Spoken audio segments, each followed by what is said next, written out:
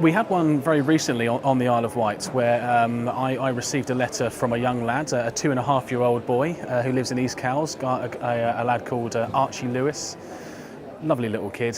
He wrote me a letter, obviously with the help of his mum, but it was a very lovely letter to me, basically saying how he loves the bin lorries.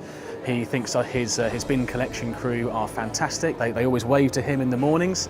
So I paid him a little surprise visit. I turned up at his house with his mum was there. We gave him a surprise gift of a bin lorry. Now in the letter he told us that his favourite colour was orange, so we bought him a big bin lorry toy in the colour of orange.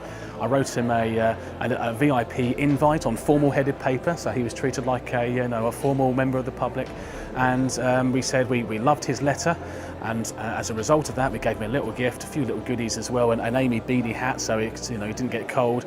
And we invited him into our main depot to come and sit in his favourite bin lorry, the one that does his round. So only the other day he came in with his mum and dad. He sat in the cab of the bin lorry, joy on his face all day long, took photos, took a video. His mum and dad were over the moon. Archie was over the moon as well. And the next day he then went back to his playgroup and he told his fellow friends all about his day, all about his story, and obviously that then passed on to the parents, and it then obviously escalates in the local community. And that's why I think it's very, very important that we do little touches like that, because they do go a very, very long way in the local community, especially a small community like the Isle of Wight.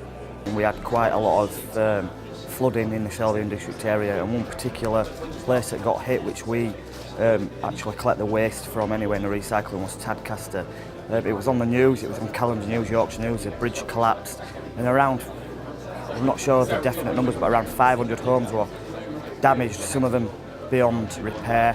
And what happened was we got asked, but before we got asked if we would help in the clear up, a lot of the guys volunteered in regards with them not getting paid, which we did get paid, just to go into the community and take the wagons and help clear all the stuff that had been taken out of the properties, and help the residents clear up, because obviously it hit some of them personally, and the lads really all mucked in. We were there a couple of days doing it, but yeah, it brought a real sense of the pride into the job, and and I think the residents realised then that we weren't just there to help empty the bins or empty the recycling. We helped them when really it were in their time of need, and it was really good. You got a real sense of purpose of what you were doing, and it makes you look at things a lot differently as well. I was one of the lucky ones that didn't get affected by the floods, but it affected so many people, and we're just thankful really, and thankful of the commitment of my colleagues and myself. It was good.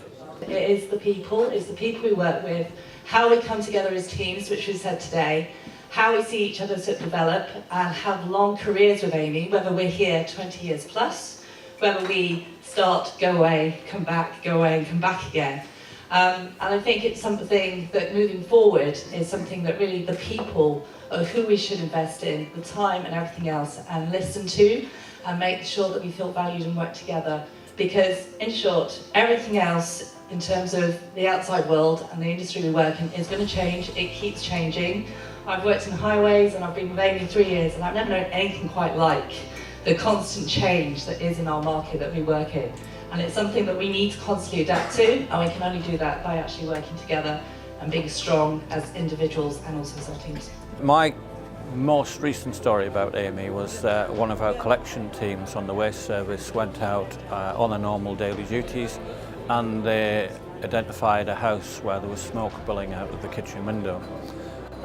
They actually swept into action, knocked on the door, couldn't get a response, so they put the door in, and then they found a lady collapsed and unconscious on the floor. They dragged her out of the building and started to revive her and resuscitate her, and someone else already phoned for an ambulance. They stayed with resuscitation, got her back awake and breathing, and the paramedics turned up and they advised them that they'd saved her life, because if they hadn't done the action, she wouldn't be there. One of the big things that shows what a big company we are and how we can be collaborative and how our colleagues can help us is the Lord Mayor's show, and it's a really high profile event. It's live on TV. and we clean up afterwards. And I know that sounds an insignificant thing, but we get help from Ealing and from Slough and everybody else, and really the company pulls together and we achieve really good results, and it's always acknowledged. We got to the Clean City Awards and the city are really delighted with the way that we look after the city, how clean the streets are. And the London Marathon as well, similar sort of thing, live on TV for hours and hours, and our guys work there well into the night and after the into the next day to clean the streets, and it's really great. And the results are far more than the sum of the parts.